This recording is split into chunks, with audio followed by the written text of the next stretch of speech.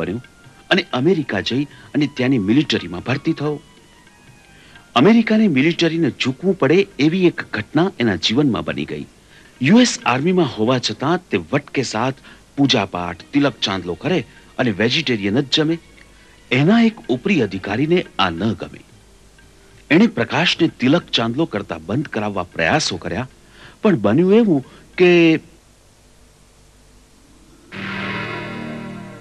Mr. Mehta, whatever you say, but I am going to stop this red mark on your forehead. I won't tolerate it anymore. Sir, please try to understand me, sir. I am not disobeying our army discipline. I am just following my Lord Swaminarayan and my Guru Pramukh Swami Maharaj's orders. And they are not disturbing or interfering the rules and regulations of the United States Army. Sir, I would like to tell you a few words about Prakasha. Well, Mr. Ranganathan, don't try to convince me about Prakasha's red spot, okay? जाने दे रंगनाथन, वो नहीं मानेगा. अरे यार प्रकाशा, उसे पता नहीं होगा कि हम जर्मनी में था तब भी धर्म की खातिर तूने कैसे दिन गुजारे थे जी. अंडे वाली और नॉन वेजिटेरियन फूड न खाने की कसम निभाने तूने 6 महीने तुम्हारे वो क्या तुम बोलता है वो क्या ढेबरा खा के और दूध पीकर गुजारे थे. कभी कभी तो वो भी नहीं मिलता था. ये बात शायद इन लोगों को मालूम नहीं होगा. ये बात सुन के वो लोग पिघल भी जाए. छोड़ यार, वो नहीं पिघलने वाला. दोस्त, ज्यादा से ज्यादा क्या कर लेंगे वे? आर्मी से निकाल देंगे और क्या. मुझे कोई परवाह नहीं. मेरे गुरुजी की कृपा से सब कुछ ठीक हो जाएगा. सिर्फ आदमी से नहीं निकालेगा, शायद अमेरिका से भी तुमको निकाल के देगा ये लोग. जो होगा देखा जाएगा. Hey, what are you talking about? Sir, when we were in Germany, Prakasha did not eat non-vegetarian food for 6 long months and lived on some bread and milk only to keep intact his religious vows. He is very staunch follower of Swaminarayana Hindu religion. Sir, such religious persons should be respected. We shouldn't force him to break his vows and hurt his religious sentiments. Now you don't go his way, Ranganathan. Should not bring such a things in the military discipline, understand? Sir, I have put the issue in our military court. So let's wait and see what comes out. I have asked for my constitutional rights and hope to win the case. क्या? अरे प्रकाशा, तूने military court में appeal करके American constitution का ललकार रहे है. Constitution में ऐसे रिलीजियस बातों पर कहीं पर भी मना नहीं है. मिलिट्री में भी नहीं. न केवल इतना बल्कि रिस्पेक्ट दिया गया है. I will win the case. No chance, fella.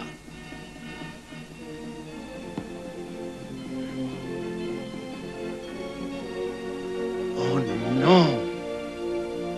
My, Mr. Mehta, this is unbelievable. This latest judgment of your case, and you have won the case. Oh, thanks.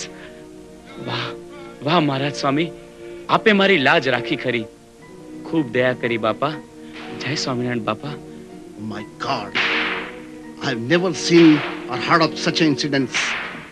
I think this is first time ever in the history of US Army that someone has challenged military force and obtained the judgment in his favor.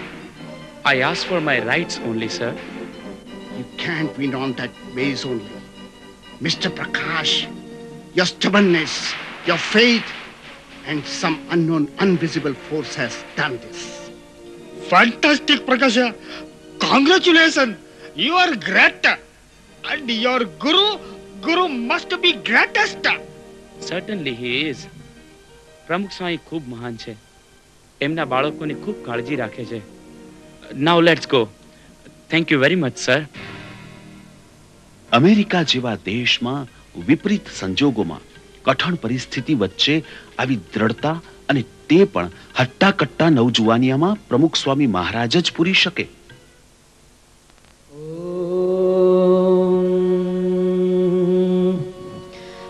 गुरुर्ब्रह्मा गुरुर्विष्णु गुरुर्देवो महेश्वरः. અક્ષર પુરુષોત્તમ મહારાજની જય, ભગતજી મહારાજની જય, યોગીજી મહારાજની જય.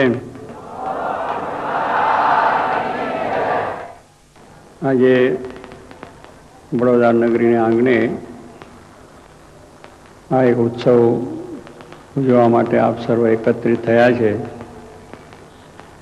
એ બધાને મારા ખાસ વંદનપૂર્વક જય સ્વામિનારાયણ.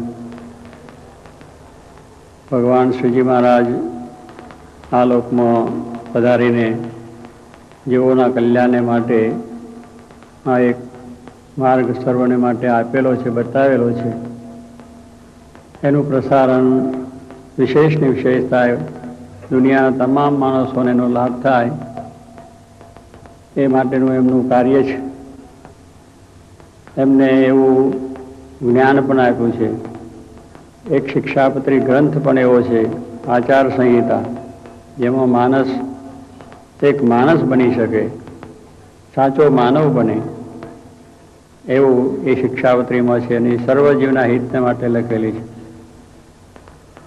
એટલે એ પ્રમાણે શ્રીજી મહારાજનો જે આખો સંદેશો છે, એ સંદેશો જગતના સર્વ મનુષ્યોને મળે એને માટે શાસ્ત્રીજી મહારાજે આ જે જ્ઞાન છે અક્ષર અને પુરુષોત્તમનું, એ સર્વત્ર થાય એને માટે મંદિરોની સ્થાપના કરી, મૂર્તિઓ પધરાવી. યોગીજી મહારાજે એનો ખૂબ સારો વિસ્તાર કર્યો, પરદેશ સુધી જઈને પણ એ વાત દરેકને કરી. એટલે સાચું જ્ઞાન સર્વને મળે, ભવસાગર પાર થાય, માયાના ભાવો, સ્વભાવો, પ્રકૃતિઓ, વ્યસનો, દૂષણો જીવમાંથી જાય અને ભગવાનની શુદ્ધ ભાવે ભક્તિ કરીને પદને પામે, એવો આદેશ યોગી મહારાજે નાના મોટા સર્વને આપ્યો અને એ આજે વિસ્તારને પામેલો છે. વડોદરા શહેર એ પણ સંસ્કારી છે. દયાજીરાવ ગાયકવાડ થઈ ગયા એ પણ આપણે જાણીએ છીએ. એમને આ શહેરનો સારો વિકાસ થાય એવું સર્વ કાર્ય કર્યું છે. પ્રજામાં પણ સારું શિક્ષણ ને સારા સંસ્કારો મળે એવું એમનું બધું કાર્ય હતું. એટલે એ પ્રમાણે અહીંયા ભગવાન શ્રીજી મહારાજનો પણ એમને બહુ મોટો સત્કાર કર્યો હતો. જે છાનીથી મહારાજને હાથી ઉપર બેસાડી વાસ્તે ગાસ્તે શહેરમાં પધરાયા હતા. 3 દિવસ સુધી મહારાજ મોટા સંતો સાથે રહ્યા. અનેક મનુષ્ય તે વખતે એમનો લાભ પણ લીધો હતો. એ રીતે આ શહેરમાં ભગવાન શ્રીજી મહારાજની દ્રષ્ટિ છે. પ્રથમ વન વિચરણમાં પણ અહીંયા થઈને જ ગયા હતા. માળવી નીચે પોતે 3 દિવસ સુધી રાત રોકાયા હતા. એ થાંભલો પણ પ્રસાદીનો હજુ છે માળવીના જે નીચે. શ્રી જોગી મહારાજ અહીંયા તકતી પણ મરાવી છે. ઠાકોરભાઈ તે વખતે મહેર હતા, એ વખતે આ સ્વામીએ કહ્યું એટલે ત્યાં તકતી છે, એટલે એવો પ્રસાદી. ત્યાર પછી ગોપાલ સ્વામી જેવા મહાસમર્થ યોગી એ પણ વડોદરામાં રહ્યા. હજારોને એમને પોતે પોતાની શક્તિથી ભગવાનના આશ્રિત કર્યા. મુક્તાન સ્વામી જેવા સંત, અહીંયા વિદ્વાનોની સભા થઈ, એની અંદર સ્વામિનારાયણ ભગવાન આ કળિયુગમાં હોય નહીં એ વાતનો વિવાદ આખો થયો. ગાયકવાડને પણ કહ્યું કે આ બધું ખોટું છે. બધા વિદ્વાનો ભેગા થયા. ગાયકવાડે કહ્યું કે આપણે સ્વામિનારાયણને સંદેશો મોકલો અને આ અત્યારે કળીકાળમાં ભગવાન નથી ને તમે ભગવાન ક્યાંથી થયા? મહારાજ અહીંયા પધાર્યા છે. અરે મુક્તાન સ્વામીને મોકલે છે અને સભા પણ ચાલે છે.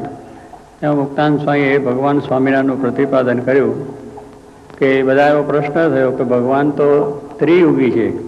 સતયુગ, દ્વાપર ને ત્રેતામાં જ ભગવાનનો અવતાર થાય, કળીકાળમાં ભગવાનનો અવતાર હોઈ શકે જ નહીં. મુક્તાન સ્વામી બહુ મોટા સંત હતા. બહુ શાંતિથી એમને વાત કરી કે એવું કંઈ શાસ્ત્રમાં છે જ નહીં. ભગવાને ગીતામાં કૃષ્ણ પરમાત્માએ કહ્યું યદા યદા યદા યદા હિ ધર્મસ્ય ગ્લાનિર્ભવતિ ભારત. જ્યારે જ્યારે અધર્મ દુનિયામાં થાય છે એનો નાશ કરવા માટે, ધર્મનું સ્થાપન કરવા માટે, સાધુઓનું રક્ષણ કરવા માટે ભગવાનના અવતાર યુગે યુગે થાય છે. તો દરેક યુગમાં ભગવાનના અવતાર થાય. એવું કંઈ નથી કે ભાઈ ભગવાન કળિયુગમાં ના થાય. અને સતયુગ, દ્વાપર, ત્રેતામાં તો બધા મનુષ્યો ધર્મપરાયણ હતા. એને સત્યનું આચરણ કરતા હતા, ભગવાનની ભક્તિ કરતા હતા. એટલે તે વખતે ભગવાનનો અવતારની કોઈ બહુ જરૂર નથી. પ્રજાની અંદર તોફાન થતા હોય ત્યારે જ પોલીસની જરૂર પડે, નહીં તો ક્યાં પડે. એમ કળિયુગની અંદર લોકો અધર્મપરાયણ થયા તો એનો નાશ કરવા માટે ભગવાનને અવતાર લેવો પડે છે. એટલે એ વખતે ભગવાન સ્વામિનારાયણનો અવતાર થયો છે. એ રીતે એમને બહુ શાસ્ત્રોની રીતે આખી વાત બતાવી. સયાજીરાવ બહુ રાજી થયા અને ત્યાર પછી શ્રીજી માને વાસ્તે ગાસ્તે પધરાઈને સન્માન કરેલું જીવલે આ ભૂમિ પ્રસાની. શાસ્ત્રી મહારાજ પણ અહીં અટલાદરામાં મંદિર કર્યું. વડોદરામાં પણ ખૂબ રહેલા છે, વિચરણ કર્યું છે. તે વખતે કોલેજના છોકરાઓને સ્વામીએ પણ સત્સંગ કરાયેલો. બસોના મોતીબેન બીજા ત્યાં ઘણા ભક્તોની વાતો છે. જોગી મહારાજ પણ અહીંયા પધારીને શહેરની અંદર બીજા પણ અનેક મહાત્માઓ ભક્તો આવી આ સંસ્કાર ભૂમિને આપેલા છે. એ ભૂમિની અંદર આપણે બેઠા છીએ. ધર્મનું એ બંધન નથી, મંદિરનું કોઈ બંધન નથી, શાસ્ત્રો વાંચવું એ બંધન નથી. એ આપણો વિકાસ છે. એમાંથી આપણો વિકાસ થાય છે. આપણે એવા સંસ્કાર, ભવ્ય સંસ્કારો આપણી અંદર આવે તો આપણે માણસ બની શકીએ, કંઈ સારું કરી શકીએ. અને એ રીતનું વસ્તુ છે. જેમ ઝાડ છે, વૃક્ષ છે, વૃક્ષને જે મૂળ છે એનું બંધન નથી. માણસને એમ લાગે કે પેલા ડાળા છે, પાંદડા છે, એ બધાને એમ લાગે કે આ બંધન આપણે શા માટે, આપણે એનાથી જુદા પડો. એનું આપણે ગમે ત્યાં ફરીએ હરીએ, ગમે ત્યાં જઈએ હરીએ, ખાઈએ પીએ માલીએ. એટલે એ જો દાણા પાંદડા નાખવા પડે તો એનો વિકાસ નથી, હુકાઈ જાય 3 દાડાની અંદર. પણ એ મૂળ છે એનો વિકાસ છે. જો મૂળ ના હોય તો વૃક્ષનો વિકાસ નથી અને વૃક્ષ ફાલ્યું ફૂલું રહે છે.